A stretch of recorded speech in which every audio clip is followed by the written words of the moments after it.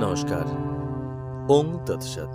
শ্রীমদ্ ভগবদ গীতা আজ তৃতীয় অধ্যায়ের চতুর্থ অংশ।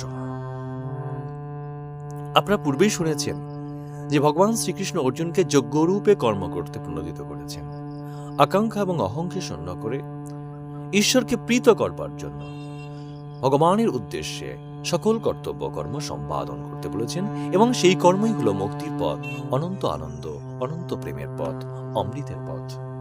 এখন অন্ন ভোজন সম্বন্ধে যে কথা ভগবান বলেছেন, তাতে মানুষের সমগ্র জীবনযাত্রা সম্বন্ধে একটা যজ্ঞের নীতি প্রযোজ্য হয়েছে। যারা কোনো ভোগ্য বস্তুই নিজস্ব বলে মনে করেন না, সমস্তই ভগবানের দান মনে করে সর্বেশ্বরের পূজায় নিবেদন করেন, যে সবার মধ্যে ঈশ্বর আছেন, সেই ঈশ্বরের পূজায় নিবেদন করেন, তারা চোর নয়, তারা পাপী নয়। অর্থাৎ মানুষের স্বার্থপরতা, ভোগের আকাঙ্ক্ষা থেকেই পাপের জন্ম। যেখানেই স্বার্থ সেখানেই সংঘাত, সেখানেই পাপ। কৌরব পক্ষ তো সেই স্বার্থের সংঘাতের জায়গা, তাই না? তো মানুষের স্বার্থপরতা, ভোগের আকাঙ্ক্ষা থেকেই পাপের জন্ম। যিনি নিজের কামনা বাসনা বা ভোগের আকাঙ্ক্ষাকে দমন করে সমগ্র জীবনকে একটা কল্যাণময় যজ্ঞে পরিণত করেন, যে তার থেকে শুধু কল্যাণই হতে পারে, সেই কল্যাণময় যজ্ঞে পরিণত করেন, তিনি সকল পাপ হতে মুক্ত হন। কিন্তু এই যে কর্ম আমরা করি, এই কর্মের উৎপত্তি হয় কোত্থেকে? আমরা যে কর্মের প্রেরণা পাই, যে চলো আমরা এই কাজটা করি, ওই কাজটা করি, এটা করা উচিত, এই যে প্রেরণা আসছে কর্মের, এই প্রেরণা বা ইচ্ছা এটা কোত্থেকে আসে? তখন ভগবান শ্রীকৃষ্ণ অর্জুনকে বললেন, কর্ম ব্রহ্মোদ্ভবং বৃদ্ধি ব্রহ্মাক্ষর সমুদ্ভবম তস্মাৎ সর্বগতং ব্রহ্ম নিত্যং যজ্ঞে প্রতিষ্ঠিতম। অর্জুন, কর্ম ব্রহ্ম হইতে সমুৎপন্ন। আমরা যে কর্ম করি, সেই কর্ম আত্মা বা ব্রহ্ম হইতে উৎপন্ন হয়। আর ব্রহ্ম কোত্থেকে উৎপত্তি হয়? ব্রহ্ম অক্ষর হইতে সমুৎপন্ন। অর্থাৎ অক্ষর মানে যা ক্ষয় নেই, সেই পরম ব্রহ্ম হইতে উৎপন্ন হয় ব্রহ্ম। তাই সর্বব্যাপী পরম ব্রহ্ম, যিনি সর্বশ্রেষ্ঠ, সকল ব্রহ্ম যেখান থেকে উৎপত্তি লাভ করেছে, সেই পরম ব্রহ্ম সর্বদা কল্যাণময় যজ্ঞে প্রতিষ্ঠিত আছেন। দেখুন, আপনারা নিশ্চয়ই জানেন যে আমাদের দেহটা জড়, এবং এই জড় দেহের মধ্যে আত্মা রূপে ব্রহ্ম উপস্থিত আছেন। আত্মা রূপে ব্রহ্ম উপস্থিত আছেন বলেই এই দেহটা চলমান, এই দেহটা বাড়ছে, বিকশিত হচ্ছে। কিন্তু যদি এই ব্রহ্ম না থাকতো আমাদের দেহের মধ্যে, অদৃশ্য ব্রহ্ম যদি না থাকতো, চেতন ব্রহ্ম যদি না থাকতো, তাহলে আমাদের দেহটা অচল হয়ে যেত। যখনই ব্রহ্ম চলে যায় দেহ থেকে, তখনই চালকহীন গাড়ির মতো দেহটা অচল হয়ে যায়, স্থবির হয়ে যায়। তাকে আর দাঁড় করানো যায় না, হাঁটানো যায় না, কথা বলানো যায় না, তাই না? তো এই ব্রহ্ম আছে বলেই কিন্তু আমরা আমাদের ইচ্ছা অনিচ্ছা প্রকাশ করতে পারি, এবং সেই অনুযায়ী আমরা আমাদের কর্ম করতে পারি। তাই ব্রহ্ম, এই যে কর্ম যে আমরা করছি নিত্যদিন, এই কর্ম ব্রহ্ম থেকেই আসে। ব্রহ্ম আছে বা ব্রহ্ম থেকেই এই কর্মের প্রেরণা আসে। তাই ভগবান বলছেন, আর এই ব্রহ্ম আসে পরম ব্রহ্ম থেকে, স্বয়ং ভগবান থেকে আসেন। এবং ব্রহ্ম তো বিনাশ নেই, অবিনাশী সত্তা, সে তো পরম ব্রহ্মের অংশ। কিন্তু ব্রহ্ম যখন প্রকৃতির অধীন না হয়ে, দেহস্থ প্রকৃতির অধীন না হয়ে, যখন আত্মা রূপে, ব্রহ্ম রূপে যখন তিনি কল্যাণময় কর্ম করেন, আকাঙ্ক্ষা এবং অহংকে ত্যাগ করে, আত্মা থেকেই যখন কল্যাণময় সংকেত আসে, তখন পরম ব্রহ্ম স্বয়ং ভগবান সেই ব্রহ্মের সঙ্গে থাকেন। তখন আমাদের দেহের মধ্যে তিনি বিরাজ করেন। আমরা যদি কল্যাণময় কর্ম করতে থাকি, তাহলে ভগবান আমাদের সঙ্গে থাকবেন, পরম ব্রহ্ম আমাদের সঙ্গে সাথ দেবেন। নিত্যং যজ্ঞে প্রতিষ্ঠিতম কথার অর্থ হচ্ছে, পরমাত্মা পরমেশ্বর হইতে সকল যজ্ঞের প্রেরণা আসছে, তিনি সকল যজ্ঞের ভক্তা। যখনই আমরা কল্যাণময় কর্ম করছি, আমাদের ভাবতে হবে পরম ব্রহ্ম আমাদের মধ্যে অবস্থান করেছেন, আত্মার সঙ্গে, আমার ব্রহ্মের সঙ্গে সাথ দিয়েছেন। তাই আমি কল্যাণময় কর্মে ব্রতী হয়েছি, আমি মঙ্গলের পথে আছি, আমি কল্যাণের পথে আছি, আমি ঈশ্বরের সঙ্গে আছি, আর ঈশ্বর আমার সঙ্গে আছেন। এখন সমগ্র জগৎব্যাপী এক কর্মের যজ্ঞ চলছে। এই কর্মযজ্ঞকে কর্মচক্র বলা যেতে পারে। এখন এই চক্র না দুটি অংশে বিভক্ত আছে। প্রথম চক্রটি যজ্ঞ, যজ্ঞ হইতে মেঘ, মেঘ হইতে বৃষ্টি, বৃষ্টি হইতে অন্ন, অন্ন হইতে জীবের উৎপত্তি হয়, আবার জীব যা কিছু পায় তাহাই আবার যজ্ঞ রূপে ভগবানকে নিবেদন করে। তাহলে যজ্ঞ করলেই মেঘ হয়। দেখবেন যজ্ঞ যখন আমরা করি, যখন কোনো দেবতার পুজো, কোনো তিথিতে, যে সমস্ত তিথিতে আমাদের পুজোগুলো, আমাদের বৈদিক মতে যে পুজোগুলো আমরা করি, একটা তিথি অনুযায়ী করি। এখন সেই তিথিতে দেখবেন যজ্ঞ করলে দেখবেন বৃষ্টি হয়, তাই না? অবধারিতভাবে বৃষ্টি হবেই।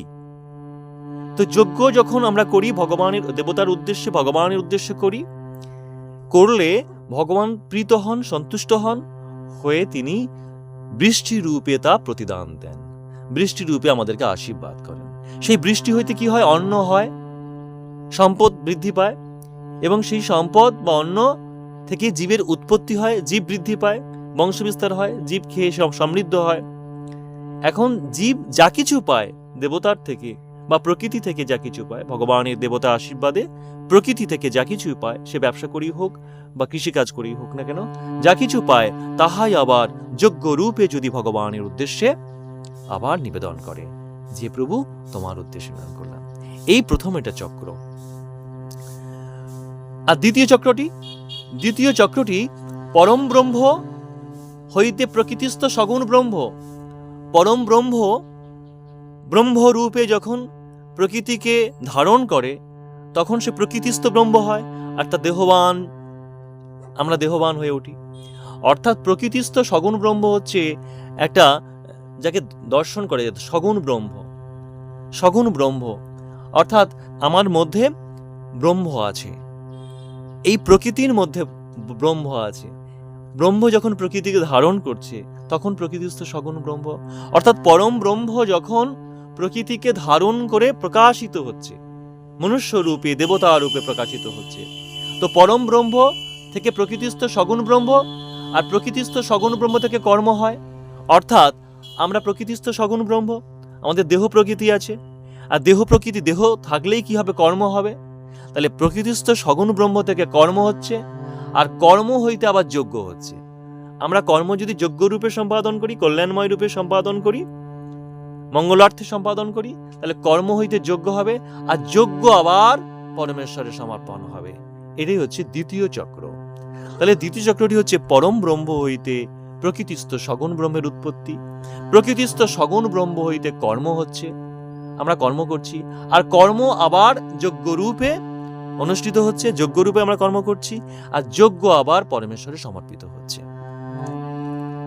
এইভাবেই কিন্তু প্রথম চক্রটি এখন দেবতা এবং মানুষের মধ্যে কর্মের আদান প্রদান। প্রথম চক্রটি যে দেবতাকে আমরা অর্ঘ্য প্রদান করি, এখন দেবগণ বৃষ্টি রূপে তা প্রতিদান করেন।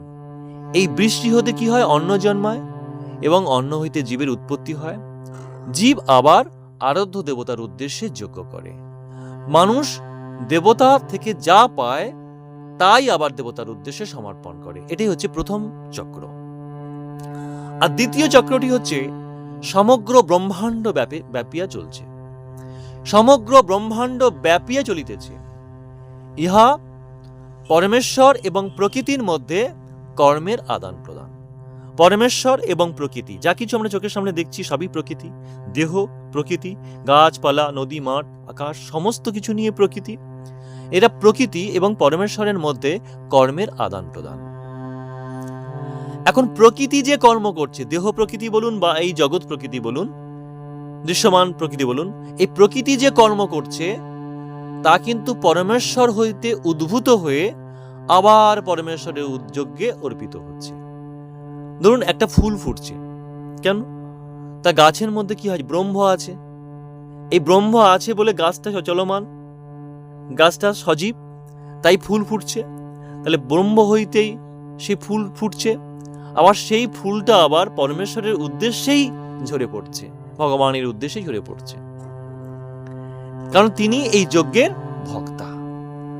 আমরা দেহ প্রকৃতি, এই দেহ প্রকৃতি কর্ম করছে, আমরা কর্ম করছি, এবং এই কর্মটা কার উদ্দেশ্য হচ্ছে? ভগবানের উদ্দেশ্য হচ্ছে। কারণ এই কর্মটা আমরা ভগবানের উদ্দেশ্যেই করি। আমরা অনেক সময় ভেবে করি না যে ভগবানের উদ্দেশ্যে করছি কিনা, কিন্তু আমাদের করা উচিত ভগবানের উদ্দেশ্যে। ভগবান অন্তর্যামী আত্মারূপে থেকে সমস্ত কর্মকে উপভোগ করছেন, কর্মের লীলাকে উপভোগ করছেন, তাই না? তাহলে কারণ তিনি এই যজ্ঞের ভোক্তা, তো বিশ্ব প্রকৃতি পরমেশ্বরের উদ্দেশ্যে যে বিরাট যজ্ঞ করছেন, মানুষ এবং দেবতার যজ্ঞ তারই একটা বিশেষ অংশ।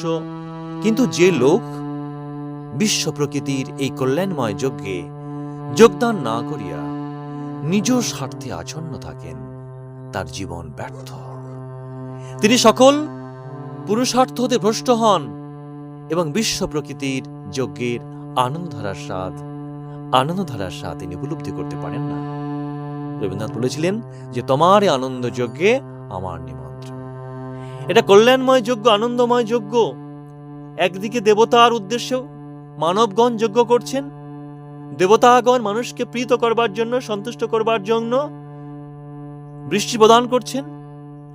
সেই বৃষ্টি থেকে শস্য জন্মাচ্ছে, যা কিছু হচ্ছে তা কিছু মানুষ পাচ্ছে, পেয়ে আবার দেবতার উদ্দেশ্যে যজ্ঞ রূপে কল্যাণময় কাজে সেই সম্পদ ব্যবহার করছেন মানুষ। এটা কল্যাণময় কর্ম। আবার একদিকে পরম ব্রহ্মের সঙ্গে প্রকৃতিস্থ সগুণ ব্রহ্মের, অর্থাৎ প্রকৃতির সঙ্গে পরম ব্রহ্মের একটি বিরাট কল্যাণময় যজ্ঞ চলছে। এই যে দেহ প্রকৃতি বা এই জগৎ প্রকৃতি নিত্যদিনই পরম ব্রহ্ম হইতে প্রেরণা পেয়ে সেটার ফল ফুল সৌন্দর্য প্রতিদিন বিকশিত করছে, আর সেই ফল ফুল সৌন্দর্যময় যে লীলা, সেটা ভগবানেরই উদ্দেশ্যে আবার কিন্তু কৃত হচ্ছে। একটা সমগ্র বিশ্ব জুড়ে এই যে ত্যাগমূলক কর্মের প্রেরণা, কর্ম নিত্যদিন সমগ্র জগৎকে ব্যাপ্ত করেছে। এই ত্যাগময় যজ্ঞ চলছে বলেই এই জগৎ স্থায়ী আছে, এই জগৎ নিত্য আছে, প্রকাশমান আছে। যদি এই ত্যাগ বা আত্মত্যাগ না থাকতো, সে দেবতাদের বলুন বা প্রকৃতির বলুন, যদি আত্মত্যাগ না থাকতো একে অপরের জন্য, তাহলে এই জগৎ স্থায়ী হতো না। যোগ্য রূপে সমস্ত কর্ম এভাবে সম্পাদিত হচ্ছে। কিন্তু যে লোক কেবল তত্ত্ব সম্পন্ন, আত্মাবান, আত্মাতে তৃপ্ত, তার কিন্তু কোনো কর্মের প্রয়োজন নেই। তাই ভগবান পরের শ্লোকে বলছেন, যস্তত্তরতিরেব সদ্দত্ত তৃপ্তশ্চ মানব আত্মন্যেব চ সন্তুষ্টস্ত কার্যং ন বিদ্যতে নৈব তস্য কৃতেনার্থ না কৃতেনেহ কশ্চন ন চাস্যু সর্বভূতেষু কশ্চিদর্থ ব্যাপশ্রয়। বলছেন যে লোক কেবল তত্ত্ব সম্পন্ন, কিন্তু যে লোক এসব কিছু জানেন না, তত্ত্ব সম্পন্ন মানে আত্মা সম্পন্ন, তত্ত্ব সম্পন্ন, আত্মাবান, আত্মাতেই তৃপ্ত প্রীত, তিনি মনে করেন এই দেহটা জড়, আত্মাটাই হলো চেতন সত্তা এবং এটাই নিত্য। যিনি মনে করেন যে আত্মাতেই তৃপ্ত, আত্মাতেই প্রীত, তার কোনো কিছু কর্মের প্রয়োজন নেই। এই জগতে তার আর কোনো কর্মের প্রয়োজন নেই, কোনো করণীয় নেই। আর কর্ম না থাকলে তার পাপ পুণ্য নেই, তার মুক্তির জন্য কাহারও দ্বারস্থ হতে হয় না। অর্থাৎ ভগবান শ্রীকৃষ্ণ অর্জুনকে বলছেন, যিনি আত্মাতেই তৃপ্ত, আত্মাতেই প্রীত, অর্থাৎ যিনি দেহ নয়, দেহস্থ বহিরঙ্গে যিনি ভোলেন না, দেহস্থ সুখে যিনি ভোলেন না, যিনি দেহের মধ্যে যে আত্মা আছে সেই আত্মাতে চিত্তকে স্থির করে যখন তিনি ধ্যানস্থ থাকেন, এবং ধ্যানস্থ থেকে যিনি আত্মা সুখ লাভ করেন। অর্থাৎ আমরা যদি ধ্যানস্থ হই, আত্মাতে সকল চিন্তা ভাবনা থেকে মনকে সরিয়ে নিয়ে এসে যদি দুই ভুরুর মাঝখানে মনটাকে স্থির করতে পারি, আত্মাতে চিত্তকে স্থির করতে পারি, বহুক্ষণ ধরে যদি আমরা আত্মাতে চিত্তকে স্থির করে রাখি, ধ্যানস্থ হয়ে থাকি, তাহলে আত্মা থেকে একটা পরম সুখ আনন্দ লাভ হয়। সারা দেহ অঙ্গকে সেই আনন্দ কি করে আচ্ছন্ন করে। মুনি ঋষিরা সেই গহন বনের মধ্যে বা কোনো গিরিগুহার মধ্যে থেকে ধ্যানস্থ হতেন, আত্মাতে চিত্তকে স্থিত করে পরমানন্দ, অনির্বচনীয় আনন্দ লাভ করতেন। সেই আনন্দ এত অপার আনন্দ যে আমাদের দেহস্থ সুখের যে আনন্দ, সেই দেহস্থ সুখের আনন্দের চেয়ে অনেক মহান মহৎ আনন্দ।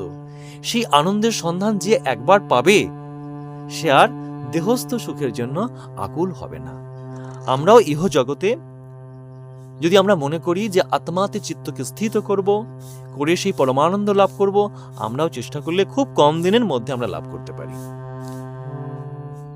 14-15 দিনের মধ্যেও আমরা যদি ধ্যানস্থ হই, প্রতিদিনই শুদ্ধ চিত্তে ধ্যান করি, আত্মাতে চিত্তকে স্থিত করি, ধ্যানস্থ হয়ে বসি, তাহলে এমনি করে বসতে বসতে আপনি মুহূর্তের জন্য হলো আমাদের বিক্ষিপ্ত মনে আমরা সে আত্মা সুখ লাভ করতে পারি। তখনই আমরা উপলব্ধি করতে পারি, প্রত্যক্ষভাবে উপলব্ধি করতে পারি যে ভগবান আমাদের মধ্যে আছেন। অভ্যর্থ প্রত্যক্ষ একটা অনুভূতি আপনার মধ্যে আসবে, প্রত্যক্ষ একটা অনুভূতি আসবে। আপনারা চেষ্টা করুন। পরবর্তীকালে 6ষ্ঠ অধ্যায়ে ভগবান বলেছেন যে কিভাবে সেই ভগবানকে উপলব্ধি করা যায়, প্রত্যক্ষভাবে উপলব্ধি করা যায়। ইহ জগতে ভগবানের স্পর্শ উপলব্ধি করা যায় যে ভগবান আছেন, সে পরমানন্দ আছেন, এবং পরমানন্দ আমাদের দেহের মধ্যে আছেন, তাকে উপলব্ধি করা যায়, অনুভব করা যায়, এবং সেই আত্মাতে চিত্তকে স্থিত করে সমগ্র আমাদের সকল কর্তব্য কর্ম অনায়াসে হাসি মুখে করা যেতে পারে, পরম আনন্দের সঙ্গে, পরম সুখের সঙ্গে করা যেতে পারে। সেই আনন্দের সন্ধান যিনি পাবেন, তিনি আর দেহস্থ সুখের জন্য আকুল হবেন না। তিনি অন্তরে তৃপ্ত থেকে আত্মাতে চিত্তকে স্থিত করে দেহের মধ্যে তিনি আত্মাতে চিত্তকে স্থিত করে পরমানন্দ লাভ করবেন। অন্তরে তৃপ্ত থেকে তিনি বাহ্যিক কর্ম অনায়াসে সম্পাদন করতে পারবেন। তো ভগবান আত্মাতে চিত্তকে স্থিত করে সকল কর্তব্য কর্ম সম্পাদন করেন। এখন এই সংসারে মানুষ কর্ম দ্বারা সকল পুরুষার্থ অর্জন করে থাকে। কর্মের মধ্য দিয়ে তো ধর্ম, অর্থ, কাম, মোক্ষ আসে, তাই না? তো এই কর্ম 3 প্রকারে করা যেতে পারে। এক হচ্ছে যজ্ঞ শূন্য কর্ম। যজ্ঞ শূন্য, যে কর্ম মানুষ নিজ স্বার্থের জন্য করে, সেই কর্মই হলো যজ্ঞ শূন্য কর্ম।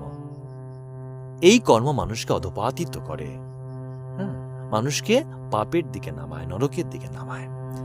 আর দ্বিতীয় হচ্ছে যজ্ঞার্থ কর্ম, যে কর্ম মানুষ যজ্ঞের সহিত করে, অর্থাৎ আকাঙ্ক্ষা এবং অহংকারকে ত্যাগ করে সকল কর্তব্য কর্ম সমাজের জন্য, সংসারের জন্য সকল কর্তব্য কর্ম সম্পাদন করে, তা হচ্ছে যজ্ঞার্থ কর্ম। এই কর্ম মানুষকে রক্ষা করে, মানুষকে বৃদ্ধি করে, মানুষকে মঙ্গলের দিকে নিয়ে যায়, অমৃতের দিকে নিয়ে যায়। আর হচ্ছে তৃতীয় কর্ম হচ্ছে মুক্ত পুরুষের কর্ম। মুক্ত পুরুষ কারা? যারা সংসার বন্ধন হতে সম্পূর্ণ মুক্ত। আপনি হয়তো ভাবছেন না না, যারা সন্ন্যাস অবলম্বন করে মন্দিরে চলে গেছেন, কোনো মঠে চলে গেছেন, তিনি মুক্ত পুরুষ না।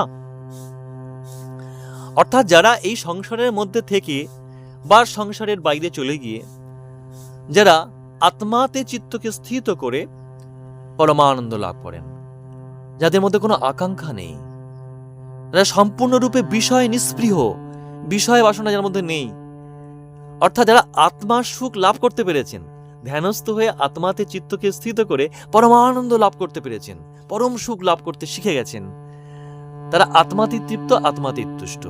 তারা আর দেহস্থ সুখের প্রতি, দেহস্থ সুখে তারা বিভোর হন না, দেহস্থ সুখ তাদের কাছে তুচ্ছ হয়ে গেছে। তখন তারা কিন্তু তাদের কোনো কর্মের প্রয়োজন নেই। কর্ম করতেও পারেন, নাও করতে পারেন, কর্তব্য কর্ম করতে পারেন, নাও করতে পারেন। কর্ম ত্যাগ করবারও কোনো প্রয়োজন নেই। যিনি কর্ম ত্যাগ করবেন বা কেন, প্রয়োজন নেই। কারণ কর্ম ত্যাগের প্রয়োজন থাকলে তো কর্ম মুক্ত পুরুষের কর্ম বলা যেতে পারে না, কারণ কর্ম ত্যাগ করা তো উচিত নয়। তো তিনি আত্মাতে চিত্তকে স্থিত করে পরম আনন্দ লাভ করেন, তিনি মুক্ত, তিনি মুক্ত। এখন ভগবান বলছেন, তস্মাদ শক্ত সততং কার্য কর্ম সমাচর অশক্ত হচরণ কর্ম পরমাপ্নোতি পুরুষ। এখন অতএব সর্বদা ফলের আশা ছাড়িয়া করণীয় কার্য করিয়া যাও, কারণ ফলাসক্তহীন ব্যক্তি হচ্ছে মুক্তি লাভ করে। এখন মুক্ত পুরুষের পক্ষে কর্ম ত্যাগ আবশ্যক নহে। যিনি মুক্ত পুরুষ, আত্মাতে চিত্তকে স্থিত করে পরমানন্দ লাভ করেন, তিনি যে কর্ম ত্যাগ করবেন এটা হতে পারে না।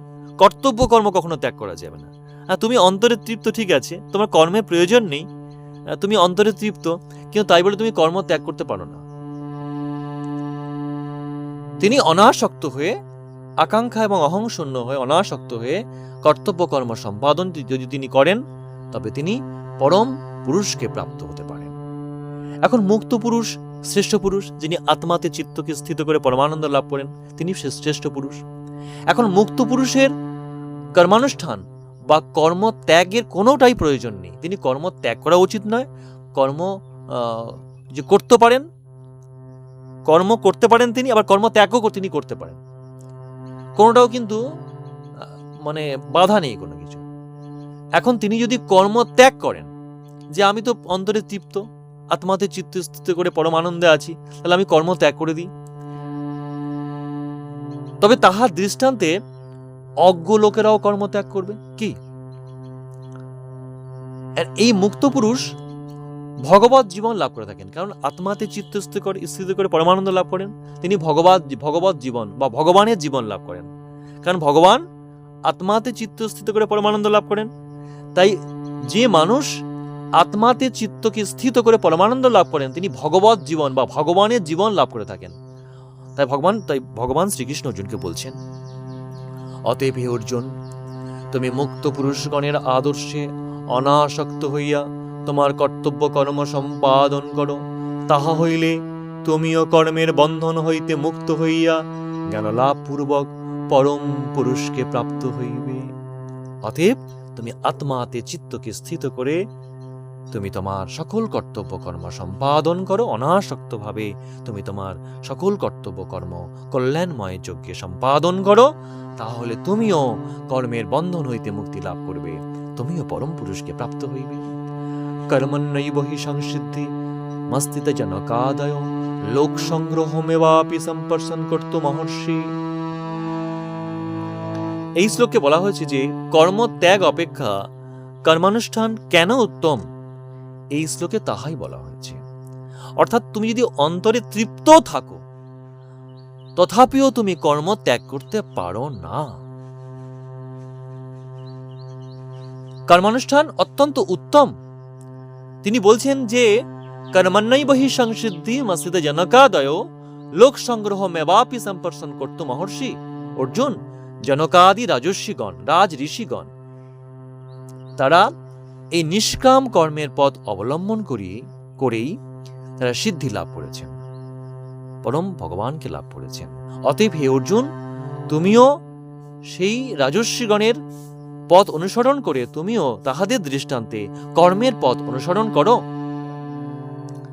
রাজর্ষিগণ কি করতেন? রাজ ঋষি, যারা ব্রহ্মজ্ঞান, আত্মাতে চিত্তকে স্থিত করে পরমানন্দ লাভ করতেন, ব্রহ্মজ্ঞান লাভ করেছেন, এবং এই ব্রহ্মজ্ঞান লাভ করবার পরে তারা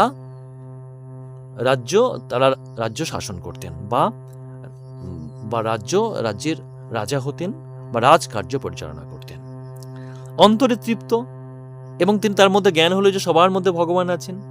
এই যে আত্মজ্ঞান বা ব্রহ্মজ্ঞান লাভ করে যখন তিনি রাজ সিংহাসনে বসতেন, রাজকার্য পরিচালনা করতেন, তখন সেই রাজার দৃষ্টিভঙ্গি কেমন হতো? সবার প্রতি সমান, ন্যায়ের প্রতি থাকতো।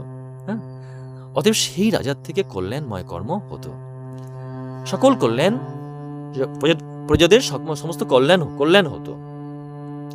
তো কেন? ব্রহ্মজ্ঞানী রাজা।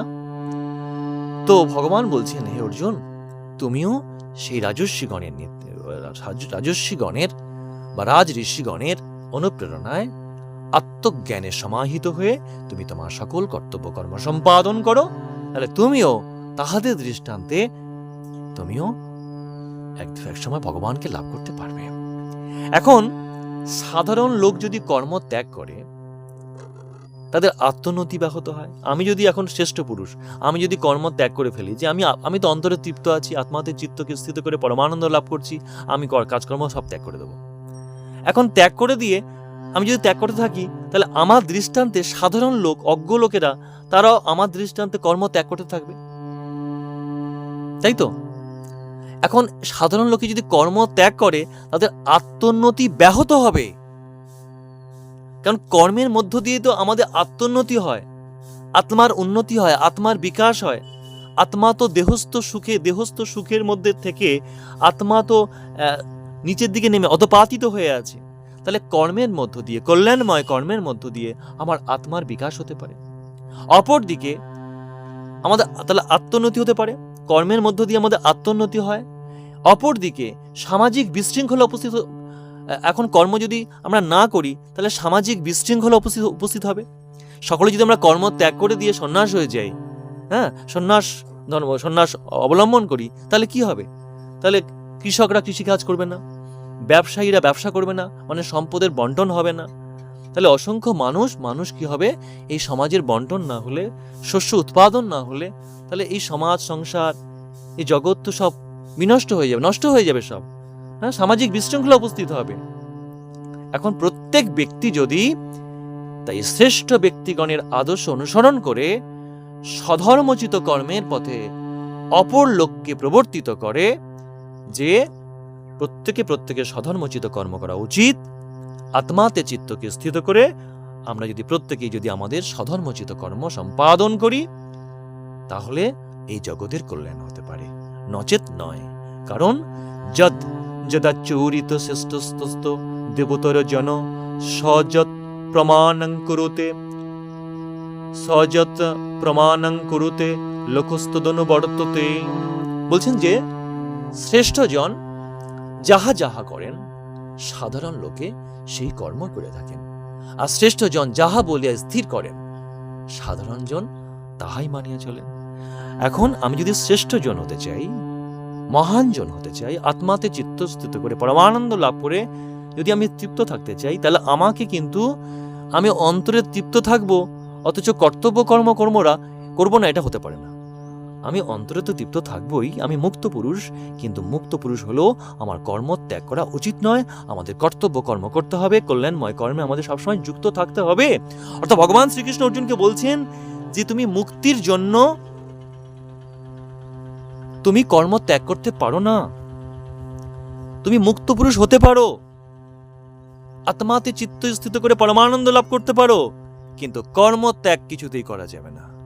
কর্তব্য কর্ম করাই তোমার উত্তম, এবং সেই কর্ম করলে ভগবান প্রীত হন, ভগবান তৃপ্ত হন, এবং তা থেকে জগতের কল্যাণ হয়, এবং সেই কল্যাণময় কর্মই জগৎকে আনন্দময় প্রেমময় করে রাখে, তার সৃষ্টি আরো সুন্দর আর পবিত্র হয়ে ওঠে। তাই আমাদের সেই কল্যাণময় কর্মে আমাদের জাগ্রত থাকতে হবে। সকল কর্তব্য কর্ম ভগবানের উদ্দেশ্যে আমাদের উদযাপিত করতে হবে। আমাদের আত্মাতে চিত্তকে স্থিত করে আমাদের অন্তরে তৃপ্ত থেকে বাহ্যিক কর্ম আমাদের করতে হবে আকাঙ্ক্ষা এবং অহংশূন্যভাবে, এবং সেই কর্মই আমাদেরকে অমৃতের দিকে নিয়ে যাবে। আজ এই পর্যন্তই। আপনারা ভালো থাকবেন।